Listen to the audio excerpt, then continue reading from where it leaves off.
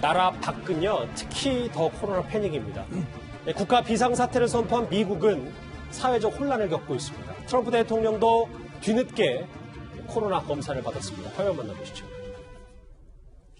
To unleash the full power of the federal government in this effort today, I am officially declaring a national emergency. Two very big words.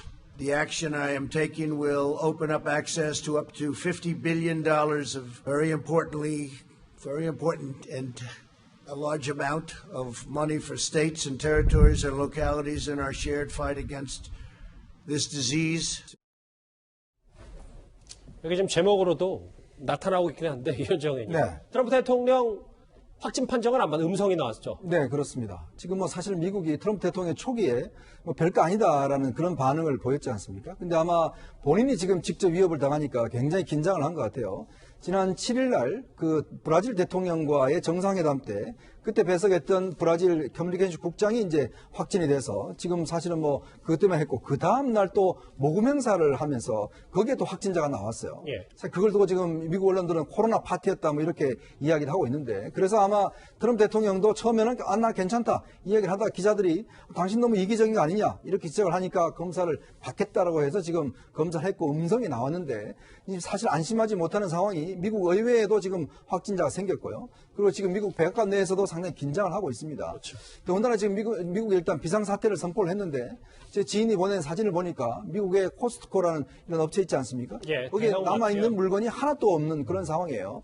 아마 전국적으로 굉장히 패닉 상태에 빠진 것 같은데 물론 트럼프 대통령도 그렇고 지금 상당히 미국이 이 사태를 굉장히 엄중하게 보고 있는 것 같습니다. 이현정 의원님이 잠깐 언급했던 그분 화면으로 만나볼게요. 미국은 지금 트럼프 대통령이 국가 비상사태를 선언 이전부터 이미 불안감을 느낀 시민들이 생필품 사재기에 나서고 있습니다. 화면 만나보시죠. 재고가 쌓여있지 않은 모습은 처음 보는 것 같아요. 제 쌀을 사려고 했는데 쌀이 없어가지고.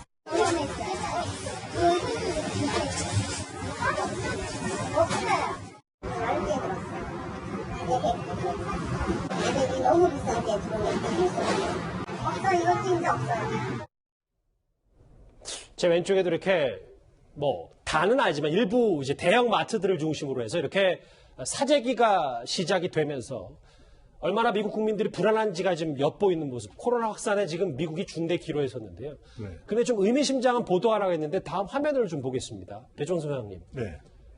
다름 아닌 뉴욕타임즈가 물론 조심스럽게 전제를 달긴 했습니다. 코로나 확산을 막지 못하면 이라는 전제를 달긴 했지만 최소 20만, 최대 170만 명까지 사망할 수 있다는 엄청난 좀 우려의 보도, 관측을 내놓고 있거든요. 단순한 추측이 아닌 거죠. 그래서 트럼프 대통령도 초반에는 좀 아니했다는 평가를 받지 않았습니까? 그런데 태도가 확 바뀌었어요. 그런 이유는 뉴욕타임스가 질병통제예방센터 그리고 미국 내의 감염 전문가들과의 이 분석 내용, 확산 모델이라고 하는 것, 이걸 통해서 입수한 내용을 보면 예. 뉴욕타임스가 보도한 바에 따르면 최대 이 확산을 막지 못하면 2억 1,400만 명이 감염될 수 있다. 그럼 미국 인구의 거의 3분의 2 정도가 되는 겁니다. 그리고 사망자도 최대 170만 명이나 사망할 수 있다라고 하는 내용을 내놓았거든요.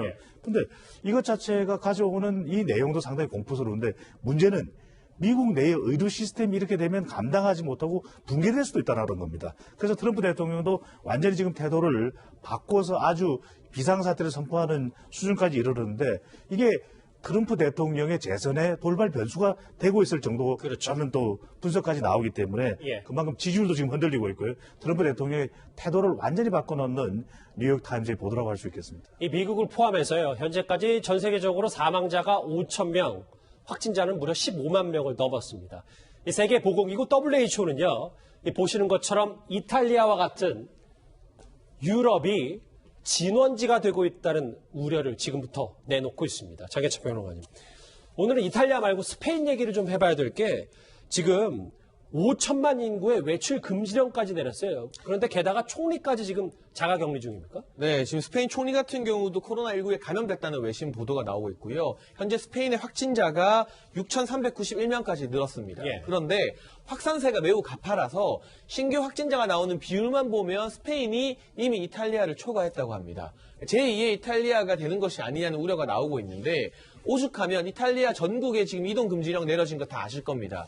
스페인 같은 경우는 아예 외출 자제령이 내려졌습니다. 꼭 필요한 생필품이나 약품 구매, 출퇴근 목적을 제외하면 자택에 반드시 머물도록 전 국민의 외출을 금지시키고 있습니다. 매우 강력하게 이 조치가 시행되고 있는 것 같은데요. 예. 그런데 특히나 이탈리아나 스페인 같은 경우는 유럽에서도 관광 산업이 차지하는 비중이 경제에서 굉장히 큰 국가들입니다. 아, 그럼요. 예. 그래서 이러한 감염병으로 인한 외출 금지나 이 외국의 관광객들을 받지 못하게 됐을 때 다른 나라 대비 향후 경제적 타격을 굉장히 크게 입을 수밖에 없고요. 감염병을 막는 것도 중요하지만 이 코로나19 사태가 종식된 이후에 이탈리아나 스페인발 경제 위기가 과거의 그리스발 경제 위기와는 비교도 되지 않는 수준으로 유럽을 덮치게 되면 그 여파가 결국에는 미국을 거쳐서 중국도 우리 대한민국까지 다 연쇄적으로 작용하는 것 아니겠습니까?